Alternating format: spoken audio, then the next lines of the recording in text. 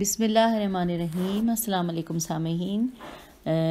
کاشانہ بصیرت کے YouTube channel کے اوپر ہم مل کر کتاب نہج البلاغہ کا ترجمہ جو کہ حجت الاسلام مولانا مفتی جعفر حسین صاحب نے کیا ہے،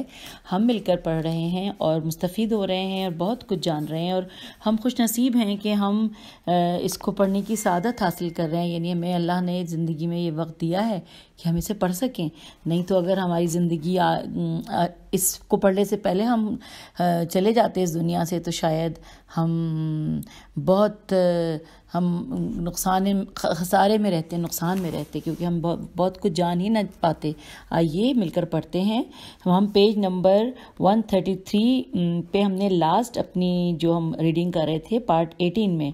وہ ہم نے 133 پہ ختم کیا تھا، جس میں ہم نے خطبہ نمبر 17 کو تک مکمل کر لیا تھا، اور اس کی تشریح بھی ہم نے جو کتاب میں تھی وہ بھی پڑھ لی تھی۔ اور اب اس آڈیو میں کہ جو کہ پارٹ نمبر 19 ہے، اس میں ہم پڑھنے جا رہے ہیں، آغاز کر رہے ہیں خطبہ نمبر 18 سے، کہ جو فتاویٰ میں علماء کے مختلف الآراء ہونے کی مذمت میں فرمایا تھا۔ آئیے آغاز کرتے ہیں۔ بسم اللہ الرحمن الرحیم۔ جب ان میں سے کسی ایک کے سامنے کوئی معاملہ فیصلے کے لیے پیش ہوتا ہے تو اچھا سامعین، یہ بھی میں ساتھ ساتھ بتا دوں کہ اب جہاں پہ لکھا ہوا ہے کہ جب، اس جب کے اوپر اشارہ ہے کہ ہم نے حاشیے میں پڑھنا ہے، تو کیا کہتے ہیں، اس کو ہم پہلے پڑھے لیتے ہیں تاکہ ہمیں اس کے بعد خطبہ جو پڑھیں گے وہ زیادہ بہتر سمجھ میں آ جائے گا شاید۔ چلیے پھر پہلے ہم اسی جب کے ورڈ کے بارے میں جو لکھا ہے پڑھتے ہیں۔ لکھا ہے کہ یہ مسئلہ محل نزاع نون زے الف عین ہے کہ جس چیز پر شرع کی روح سے کوئی قطعی دلیل قائم نہ ہو، آیا واقع میں اس کا کوئی حکم ہوتا بھی ہے یا نہیں۔ ابو الحسن اشعری اور ان کے استاد ابو علی جبائی کا مسلک یہ ہے کہ اللہ نے اس کے لیے کوئی حکم تجویز ہی نہیں کیا، بلکہ ایسے موارد میں تشریع و حکم کا اختیار مجتہدین کو سونپ دیا ہے کہ وہ اپنی ثوابدید سے جسے حرام ٹھہرا لے اسے واقعی حرام قرار دے دیا جائے گا، اور جسے حلال کر دیں اسے واقعی حلال سمجھ لیا جائے گا۔ اور اگر کوئی کچھ کہے اور کوئی کچھ، تو پھر جتنی ان کی رائے ہوں گی اتنے احکام بنتے چلے جائیں گے، اور ان میں سے ہر ایک کا نقطۂ نگاہ حکم واقعی کا ترجمان ہوگا۔ مثلاً اگر ایک مجتہد کی رائے یہ ٹھہری کہ نیند حرام ہے اور دوسرے مجتہد کی رائے یہ ہوئی کہ نیند حلال ہے، تو وہ واقع میں حلال بھی ہوگی اور حرام بھی، یعنی جو اسے حرام سمجھے اس کے لیے پینا ناجائز ہے، اور جو حلال سمجھ کر پیے اس کے لیے پینا جائز ہے۔ چنانچہ شہر ستانی اس تصویب تے سواد واو یہ بے کے متعلق تحریر کرتے ہیں۔ ترجمہ میں پڑھ رہی ہوں کہ اصولیین الف سواد واو لام یہ نون کا ایک گروہ اس کا قائل ہے کہ جن مسائل میں اجتہاد کیا جاتا ہے ان کے لیے جو جواز و عدم، جواز اور حلال و حرام کے اعتبار سے کوئی طے شدہ حکم نہیں ہوتا، بلکہ جو مجتہد کی رائے ہوتی ہے وہی خدا کا حکم ہوتا ہے، کیونکہ حکم کا قرار پانا ہی اس پر موقوف ہے کہ وہ کسی مجتہد کے نظریے سے طے ہو۔ اگر یہ چیز نہ ہوگی تو حکم بھی ثابت نہ ہوگا، اور اس مسلک کی بنا پر ہر مجتہد اپنی رائے میں درست ہوگا۔ یہ میں نے ترجمہ پڑھ دیا کہ جو کہ شہر ستانی جو ہیں ان اس تصویب کے متعلق جو انہوں نے تحریر کیا تھا۔ پھر اس کے آگے لکھا جو کہ کتاب الملل والنحل صفحہ نمبر 98 پر یہ سب موجود تھا جو پڑھا ہے ہم نے۔ اچھا، ساتھ ساتھ لکھا ہے کہ اس صورت میں مجتہد کو خطا سے اس لیے محفوظ سمجھا جاتا ہے کہ خطا تو وہاں مقصور ہوا کرتی ہے، مقصور، میم قاف سواد واو رے اور واو پہ تشدید ہے۔ اب آپ لوگ بہتر سمجھتے ہیں اس کی ادائیگی۔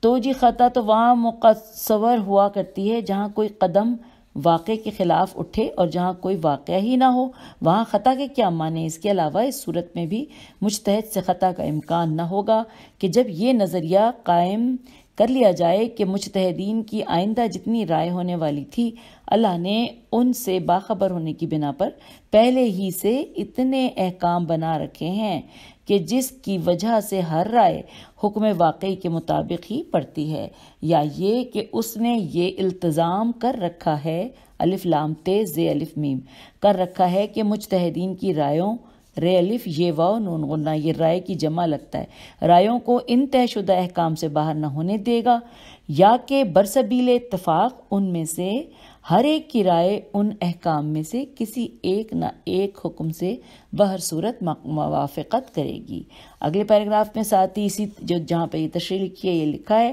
کہ لیکن فرقہ امامیہ کا نظریہ یہ ہے کہ اللہ نے کسی کو شریعت سازی کا حق دیا ہے اور نہ کسی چیز کے حکم کو مجتہد کی رائے کے تابع ٹھہرایا ہے، اور نہ آراء کے مختلف ہونے کی صورت میں ایک ہی چیز کے لیے واقع میں متعدد احکامات بنائے ہیں۔ البتہ جب مجتہد کی حکم واقعی تک رسائی نہیں ہونے پاتی تو تلاش و فے ہے اور سواد، اب جو تشدید ہے وہ ہے اور سواد کے درمیان میں ہے، تو اب آپ اس کو مجھ سے بہتر جانتے ہیں، آپ ادا کر لیجئے گا کہ تفحص کے بعد جو نظریہ اس کا قرار پاتا ہے اس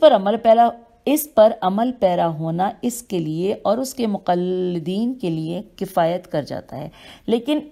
اس کی حیثیت صرف حکم ظاہری کی ہوتی ہے جو حکم واقعی کا بدل ہے، اور ایسی صورت میں حکم واقعی کے چھوٹ جانے پر وہ معذور پا جاتا ہے، کیونکہ اس سے اس دریائے ناپیدا کنار میں غوطہ لگانے اور اس کی تہ تک پہنچنے میں کوئی کوشش اٹھا نہیں رکھی، مگر اس پر کیا اختیار کہ در شاہوار کے بجائے خالی صدف ہی اس کے ہاتھ لگے، لیکن وہ یہ نہیں کہتا کہ دیکھنے والے اسے موتی سمجھیں اور موتی کے بھاؤ بکے۔ یہ دوسری بات ہے کہ کوششوں کا پرکھنے والا اس کی بھی آدھی قیمت لگا دے تاکہ نہ اس کی محنت اکارت جائے اور نہ اس کی ہمت ٹوٹنے پائے۔ اگر اس تصویب کے اصول کو مان لیا جائے تو پھر ہر فتوے کو درست اور ہر قول کو صحیح ماننا پڑے گا، جیسا کہ میبزی نے فواتح میں لکھا ہے، میم یہ بے اور زال چھوٹی ہے، انہوں نے لکھا ہے، یہ ترجمہ نیچے ہے کہ جب متضاد نظریے اور مختلف فتوے تک صحیح تسلیم کیے جاتے ہیں تو حیرت ہے کہ بعض نمایاں افراد کے اقدامات کو خطائے اجتہادی سے کیوں تعبیر کیا جاتا ہے، جبکہ مجتہد کے لیے خطا کا تصور ہی نہیں ہو سکتا۔ اگر عقیدہ تصویب صحیح ہے تو امیر شام اور ام المومنین کے اقدامات درست ماننا پڑیں گے، اور اگر ان کے اقدامات غلط سمجھے جاتے ہیں تو تسلیم کیجئے کہ اجتہاد ٹھوکر بھی کھا سکتا ہے اور تصویب کا عقیدہ غلط ہے، اور یہ اپنے مقام پر طے ہوتا رہے گا کہ ام المومنین کے اجتہاد میں انوشیت تو سد راہ نہیں ہوتی، یا امیر شام کا یہ اجتہاد تھا یا کچھ اور۔ بہر صورت یہ تصویب کا عقیدہ خطاؤں کو چھپانے اور غلطیوں پر حکم الہی کی نقاب ڈالنے کے لیے ایجاد کیا گیا تھا، تاکہ نہ مقصد برآریوں پر میں دوبارہ پڑھتی ہوں تاکہ نہ مقصد برآریوں میں روک پیدا ہو اور نہ منمانی روائیوں کی خلاف کوئی زبان کھول سکے۔ امیر المومنین نے اس خطبے میں ایسے ہی لوگوں کا ذکر کیا ہے جو اللہ کی راہ سے کٹ کر اور وحی الہی کی روشنی سے آنکھیں بند کر کے قیاس و رائے کے اندھیروں میں ٹاپک ٹوئیں مارتے رہتے ہیں اور دین کو افکار و آراء کی آماج گاہ بنا کر نت نئے فتوے دیتے رہتے ہیں اور اپنے جی سے احکام گڑھ کر اختلافات کے شاخسانے چھوڑتے رہتے ہیں، اور پھر تصویب کی بنا پر تمام مختلف و متضاد احکام کو اللہ کی طرف سے سمجھ لیتے ہیں، گویا ان کا ہر حکم وحی الہی کا ترجمان ہے، نہ ان کا کوئی حکم غلط ہو سکتا ہے اور نہ کسی موقع پر وہ ٹھوکر کھا سکتے ہیں۔ چنانچہ حضرت اس مسلک کی روح میں فرماتے ہیں کہ جب اللہ ایک کتاب ایک اور رسول ایک تو پھر دین بھی ایک ہی ہونا چاہیے، اور جب دین ایک ہے تو ایک ہی چیز کے لیے مختلف و متضاد احکام کیوں ہو سکتے ہیں؟ کیونکہ حکم میں تضاد اس صورت میں ہوا کرتا ہے کہ جب حکم دینے والا پہلا حکم بھول چکا ہو یا اس پر غفلت یا مدہوشی طاری ہو گئی ہو، یا جان بوجھ کر ان بھول بھلیوں میں رکھنا چاہتا ہو، اور اللہ و رسول صلی اللہ علیہ وآلہ وسلم ان چیزوں سے بلند تر ہیں، لہٰذا اس اختلاف کو ان کی طرف منسوب نہیں کیا جا سکتا، بلکہ یہ اختلافات ان لوگوں کے خیالات و آراء کا نتیجہ ہیں کہ جنہوں نے قیاس آرائیوں سے دین کے نقوش کو مسخ کرنے کا تہیہ کر لیا تھا۔ اور ساتھ ہی یہ بھی لکھا ہے کہ اللہ نے یا تو ان اختلافات سے منع کیا ہوگا یا اختلاف پیدا کرنے کا حکم دیا ہوگا۔ اگر حکم دیا ہے تو وہ کہاں اور کس مقام پر ہے؟ اور ممانعت کو سننا چاہو تو قرآن کہتا ہے کہ ترجمہ ان سے کہو کہ اللہ نے تمہیں اجازت دے دی ہے یا تم اللہ پر افترا کرتے ہو، یعنی ہر وہ چیز جو بحکم خدا نہ ہو وہ افترا ہے، اور افترا ممنوع و حرام ہے، اور افترا پردازوں کے لیے عقبہ میں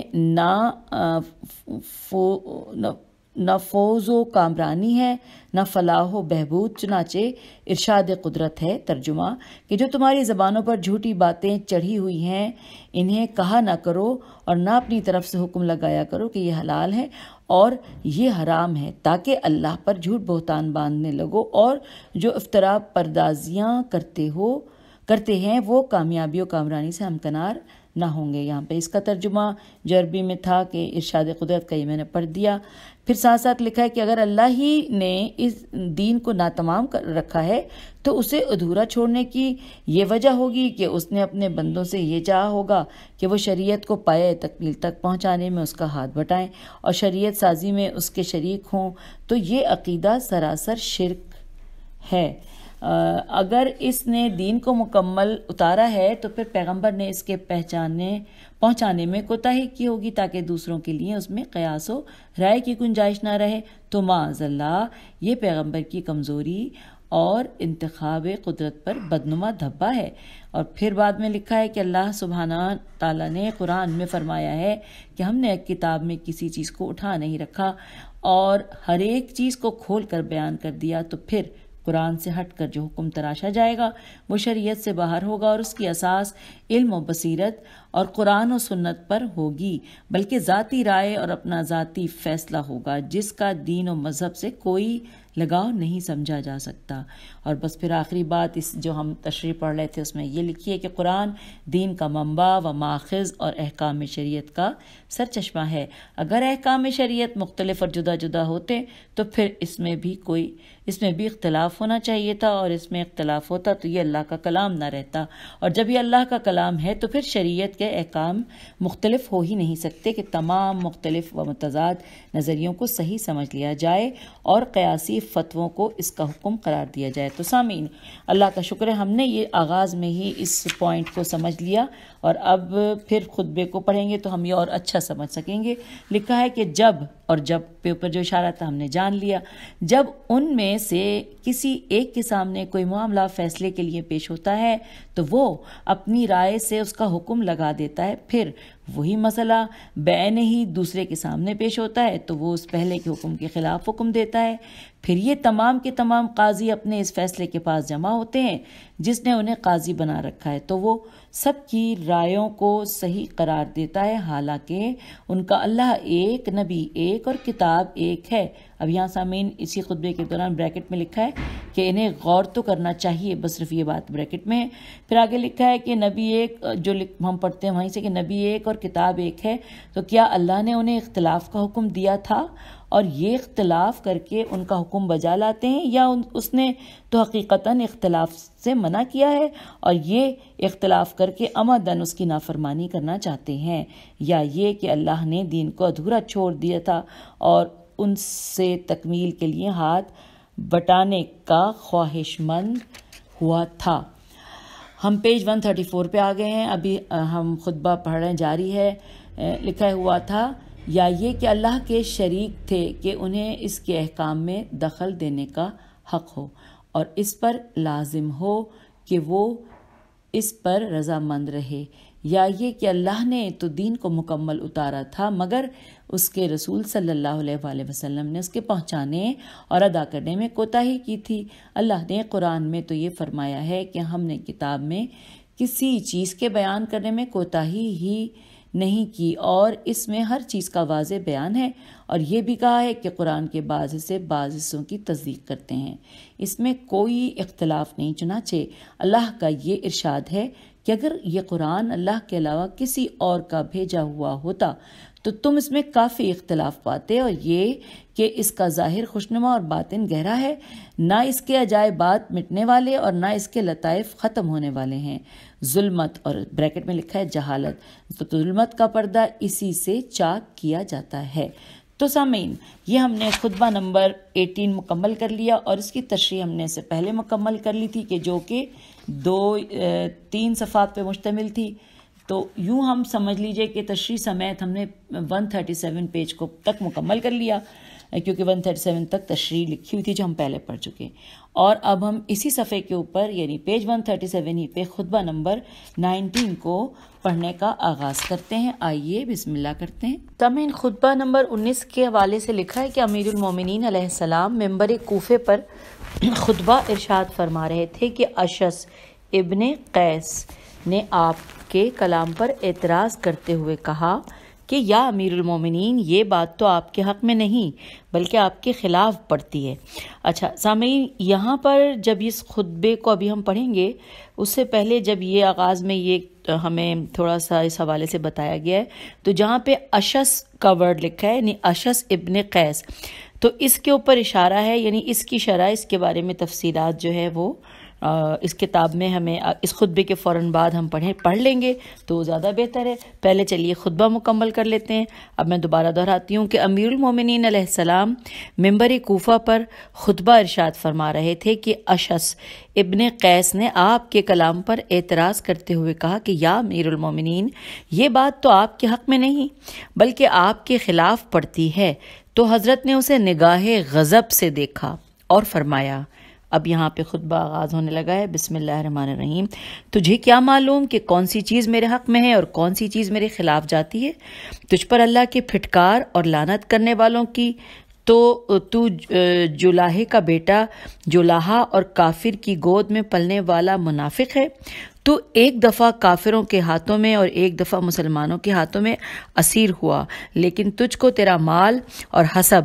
اس آر سے نہ بچا سکا، اور جو شخص اپنی قوم پر تلوار چلوا دے اور اس کی طرف موت کو دعوت اور ہلاکت و بلاوا دے، وہ اسی قابل ہے کہ قریبی اس سے نفرت کریں اور دور والے بھی اس پر بھروسہ نہ کریں۔ ہم صفحہ 138 پر آ گئے ہیں۔ اچھا، اب آگے یہ خطبہ کے الفاظ یہاں تک ختم ہوئے، نیچے لکھا ساتھ ہی لکھا ہے کہ سید رضی فرماتے ہیں کہ یہ ایک دفعہ کفر کے زمانے میں اور ایک دفعہ اسلام کے زمانے میں اسیر کیا گیا تھا۔ رہا حضرت کا یہ ارشاد کہ جو شخص اپنی قوم پر تلوار چلوا دے، تو اس سے اس واقعے کی طرف اشارہ کیا ہے کہ جو اشعت الف شین عین تے اشعت کو خالد ابن ولید کے مقابلے میں یمامہ میں پیش آیا تھا کہ جہاں اس نے اپنی قوم کو فریب دیا تھا اور ان سے چال چلی تھی، یہاں تک کہ خالد نے ان پر حملہ کر دیا، اور اس واقعے کے بعد اس کی قوم والوں نے اس کا لقب عرف النار عین رے فے الف لام نون الف رے رکھ دیا، اور یہ ان کے محاورے میں غدار کے لیے بولا جاتا ہے۔ تو سامعین، یوں ہم نے خطبہ جس کا آغاز کیا، خطبہ نمبر 19 پڑھ بھی لیا، اور اس کے بعد جو علامہ رضی فرماتے ہیں وہ بھی پڑھ لیا، اور اب ہمیں اس پوائنٹ کو کہ اشعث ابن قیس کے گندی کے بارے میں جو تفصیلات ہیں، آئیے اب ہم وہ پڑھتے ہیں، کیونکہ جب تک ہم تفصیلات نہیں جانیں گے، ہم تاریخ کے جھروکوں میں نہیں جھانکیں گے، تو ہمیں خطبے کو مزید سمجھنے میں دشواری ہو سکتی ہے۔ اس لیے آئیے پڑھتے ہیں۔ لکھا ہے کہ اس کا اصل نام ماد یکرب اور کنیت ابو محمد ہے۔ میں ماد یکرب کی ہجے کر دیتی ہوں، میم عین دال، اس کے بعد یہ کاف رے بے، اور کنیت ابو محمد ہے، مگر اپنے بالوں کی پراگندگی کی وجہ سے اشعث پراگندہ منہ. اچھا، اشعث کے بعد یہ بریکٹ میں لکھا ہے کہ پراگندہ منہ، میم واو اور اس پہ پیش ہے اور یہ بریکٹ کلوز ہو گیا ہے. تو لکھا ہے کہ مگر اپنے بالوں کی پراگندگی کی وجہ سے اشعث یعنی پراگندہ منہ کے لقب سے زیادہ مشہور ہے. جب بعثت کے بعد یہ اپنے قبیلے سمیت مکہ آیا تو پیغمبر صلی اللہ علیہ وآلہ وسلم نے اسے اور اس کے قبیلے کو اسلام کی دعوت دی، لیکن یہ سب منہ موڑ کر چلتے ہوئے اور ایک بھی اسلام قبول کرنے کے لیے آمادہ نہ ہوا. اور جب ہجرت کے بعد اسلام کے قدم جم گئے اور اس کا پرچم لہرانے لگا اور اطراف و جوانب کے وفد جوق در جوق مدینہ آنا شروع ہوئے تو یہ بھی بنی کندا کے ایک وفد کے ہمراہ پیغمبر کی خدمت میں آیا اور اسلام قبول کیا. صاحب استیعاب لکھتے ہیں کہ یہ پیغمبر اسلام کے بعد مرتد ہو گیا اور حضرت ابو بکر کے زمانہ خلافت میں کہ جب اسے اسیر کر کے مدینے لایا گیا تو پھر کہ اسلام قبول کیا، مگر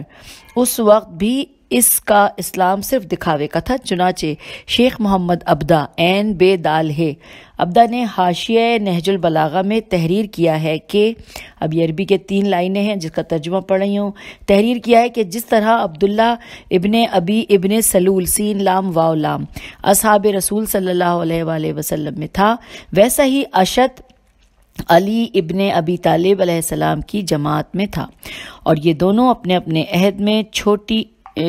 کے منافق تھے. تو یہ میں نے اس کا ترجمہ پڑھ دیا. آگے لکھا ہے کہ جنگ یرموک میں اس کی ایک آنکھ ضائع ہو گئی تھی. چنانچہ ابن قتیبہ نے المعارف میں اسے کانوں کی فہرست میں کانا یعنی جس طرح اس کی ایک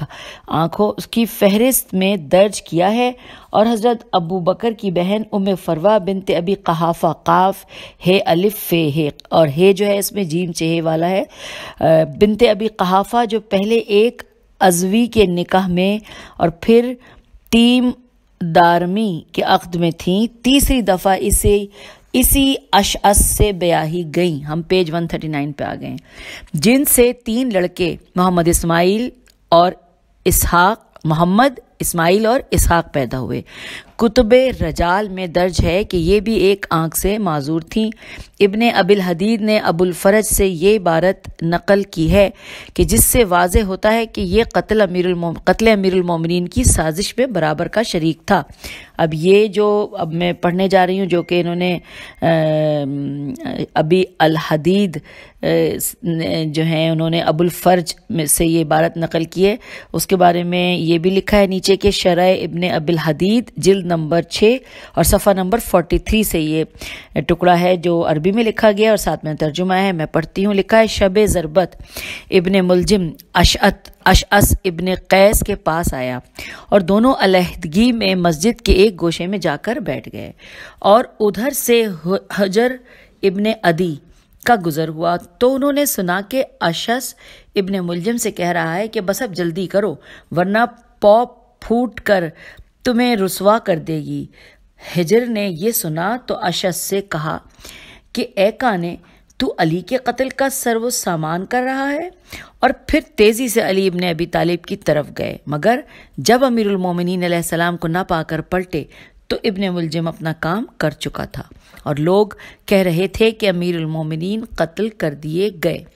یہ شرح ابن ابی حدید جلد نمبر 6 کے صفحہ نمبر 43 کے الفاظ کا ترجمہ میں نے پڑھ دیا. آگے لکھا ہے کہ اس کی بیٹی جعدہ جیم عین دال ہے نے حضرت امام حسن علیہ السلام کو زہر دے کر ان کی زندگی کا خاتمہ کر دیا تھا. چنانچہ مسعودی نے لکھا ہے کہ اب جو مسعودی نے لکھا ہے وہ بریکٹ میں اس کے بارے میں ہے کہ مروج میم رے واو جیم مروج الذہب جلد نمبر 2 اور صفحہ نمبر 50 یہ اس سے اقتباس ہے. ترجمہ پڑھتی ہوں. لکھا ہے کہ آپ کی زوجہ جعدہ جیم عین دال ہے بنت اشت کندی نے آپ کو زہر دیا اور معاویہ نے اس سے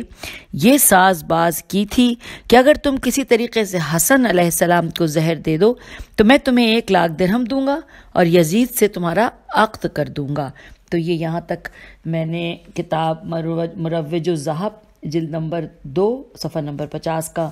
جو ایک پیس تھا وہ اس میں وہ اس کا ترجمہ پڑھ دیا. آگے لکھا ہے اس کا بیٹا محمد ابن اشت کوفے میں حضرت مسلم کو فریب دینے اور کربلا میں خون سید الشہداء بہانے میں شریک تھا، مگر ان سب باتوں کے باوجود بخاری، مسلم، ابو داؤد، ترمذی، نسائی اور ابن ماجہ کے راویان حدیث میں سے ہے. اب کیا ہے کہ یہاں پہ انہوں نے لکھا ہے کہ یہاں پہ نمبر یہ ختم ہو گیا، یعنی بس اتنی سی بات یہ اشس ابن قیس کندی کے بارے میں یہاں پہ ختم ہو گئی ہے. اس کے آگے نمبر 2 لکھا ہے کہ اس کا مطلب یہ ہوا کہ جو ہم نے خطبہ پڑھا تھا اس میں اور کسی جگہ کو مزید یہاں واضح کیا گیا ہے، لیکن وہ مجھے وہاں پہ نظر نہیں آ رہا، لیکن ہمیں پڑھنا ہے. آئیے لکھا ہے کہ جنگ نہروان کے بعد مسجد کوفے میں تحکیم کی بدعنوانیوں کے سلسلے میں حضرت خطبہ ارشاد فرما رہے تھے کہ ایک شخص نے کھڑے ہو کر کہا کہ یا امیر المومنین، آپ نے پہلے تو ہمیں اس تحکیم سے روکا اور پھر اس کا حکم بھی دے دیا. ہمیں نہیں معلوم کہ ان دونوں باتوں میں سے کون سی زیادہ صحیح اور مناسب تھی. حضرت نے یہ سن کر ہاتھ پر ہاتھ مارا اور فرمایا کہ جو ٹھوس رائے کو چھوڑ دیتا ہے اسے ایسا ہی خمیازہ بھگتنا پڑتا ہے، یعنی یہ تمہارے کرتوت کا پھل ہے جو تم نے بے حزم و احتیاط کا دامن چھوڑ کر تحکیم کے مان لینے پر اصرار کیا تھا. مگر اشعث اس سے یہ سمجھا کہ حضرت اپنے بارے میں فرما رہے ہیں کہ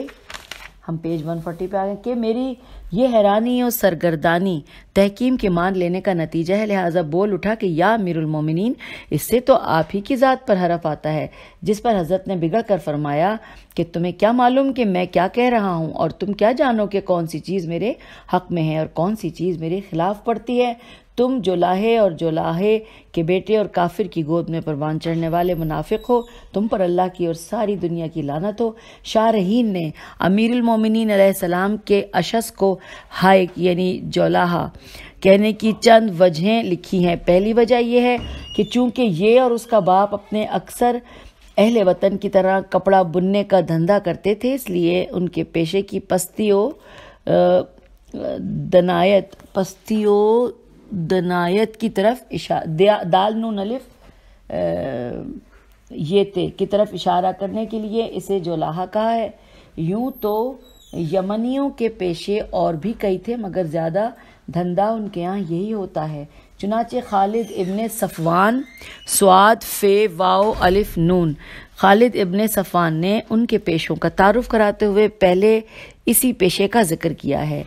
تو یہ جو اب ذکر میں پڑھنے جا رہی ہوں یہ عربی میں لکھا ہوا ہے، ایک پیراگراف ہے چھوٹا سا اور جس میں حوالہ دیا گیا ہے البیان والتبین جلد نمبر 1 صفحہ نمبر 130. ترجمہ پڑھ رہی ہوں. لکھا ہے میں اس قوم کے بارے میں کیا کہوں کہ جن میں صرف کپڑا بننے والے، چمڑا رنگنے والے، بندر نچانے والے اور گدھے پر سوار ہونے والے ہی ہوتے ہیں. ہدہد نے ان کا ٹھکانہ بتایا. ایک چوسیا نے انہیں غرق کر دیا اور ایک عورت نے اس پر حکومت کی. یہاں پہ یہ ختم ہو گیا جو کہ البیان والتبین جلد نمبر 1 صفحہ نمبر 130 کا تھا. اچھا آگے لکھا ہے کہ دوسری وجہ یہ ہے کہ حیاکت ہے یہ الف کافتے کے معنی جھوم کر اور بل کر کھا کر چلنے کے ہیں، اور یہ چونکہ غرور اور تکبر کی وجہ سے شانے مٹکا کر اور بل کھا کر چلتا تھا، اس بنا پر اسے ہائک فرمایا ہے. یعنی جیم چہے والا وہ ہے الف اور حمزہ اور کاف ہے. اگلے پیراگراف میں لکھا ہے کہ تیسری وجہ یہ ہے اور یہی زیادہ نمایاں اور واضح ہے کہ اس کی حماقت و دنایت ظاہر کرنے کے لیے اسے جولاہا کہا ہے، چونکہ ہر ونی و فرد مایا کو مثل کے طور پر جولاہا کہہ دیا جاتا تھا. اب یہ جو ورڈ پڑھا ہے سامعین، ہر ونی و فرد مایا،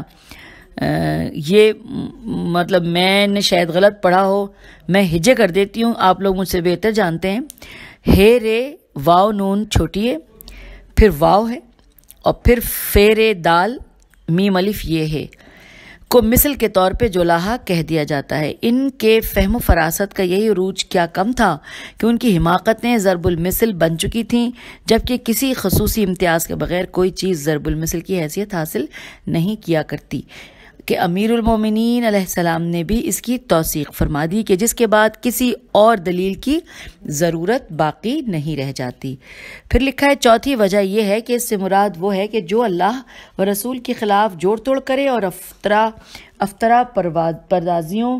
کے جال بنے کہ جو صرف منافق ہی کا شیوا ہوتا ہے۔ چنانچہ وسائل الشیعہ میں ہے کہ اب یہ جو ہے عربی میں لکھا ہے، ساتھ میں ترجمہ ہے، لکھا ہے امام جعفر صادق علیہ السلام کے سامنے ہائک کے ملعون ہونے کا ذکر ہوا تو آپ نے فرمایا کہ اس سے مراد وہ ہے جو اللہ و رسول پر افطرا باندھتا ہے۔ تو یوں یہ ترجمہ پڑھا گیا۔ آگے لکھا ہے لفظ ہائک کے بعد لفظ منافق ارشاد فرمایا ہے، اور دونوں میں واد عطف کبھی فاصلہ نہیں رکھا تاکہ دونوں کے قریب المعانی ہونے پر روشنی پڑے، اور پھر اس نفاق و حق پوشی کی بنا پر اسے اللہ اور لعنت کرنے والوں کی لعنت کا مستحق ٹھہرایا ہے، جیسا کہ اللہ سبحانہ کا ارشاد ہے۔ ہم پیج 141 پہ آگے ہیں، ارشاد جو ہے اس کا ترجمہ پڑھتی ہوں۔ لکھا ہے جو وہ لوگ جو ہماری اتاری ہوئی نشانیوں اور رہنمائیوں کو چھپاتے ہیں باوجود یہ کہ ہم نے کتاب میں انہیں کھول کر ان کے سامنے رکھ دیا ہے، تو یہی وہ لوگ ہیں جن پر اللہ بھی لعنت کرتا ہے اور لعنت کرنے والے بھی لعنت کرتے ہیں۔ یہاں ترجمہ ختم ہوا۔ آگے لکھا ہے کہ اس کے بعد فرماتے ہیں کہ تم کفر میں بھی اسیری کی ذلت سے نہ بچ سکے، اور اسلام لانے کے بعد بھی ان رسوائیوں نے تمہارا پیچھا نہ چھوڑا اور تمہیں اسیر بنا لیا گیا۔ چنانچہ کفر کی حالت میں اس کی اسیری صورت یہ ہوئی کہ جب اس کے باپ قیس کو قبیلہ بنی مراد نے قتل کر ڈالا تو اس نے بنی کندا کے جنگ آزماؤں کو جمع کیا اور انہیں 3 ٹولیوں میں بانٹ دیا۔ ایک ٹولی کی باغ دوڑ خود سنبھالی اور دوسری ٹولیوں پر کاف بے شین کبش ابن ہانی اور قس شعم قاف سین شین این میم ہے یا سے این میم ہے ابن ارقم کو سردار مقرر کیا اور بنی مراد پر حملہ کرنے کے لیے چل کھڑا ہوا، مگر بدبختی جو آئی تو بنی مراد کے بجائے بنی حارث ابن کعب پر حملہ کر دیا، جس کا نتیجہ یہ ہوا کہ کبش ابن ہانی اور قشعم ابن ارقم قتل کر دیے گئے اور اسے زندہ گرفتار کر لیا گیا۔ آخر 3000 اونٹ فدیہ کے دے کر ان سے جان چھڑائی۔ امیر المومنین علیہ السلام کے ارشاد کے جس کا ترجمہ ہے کہ تجھے تیرا مال و حسب ان دونوں گرفتاریوں میں سے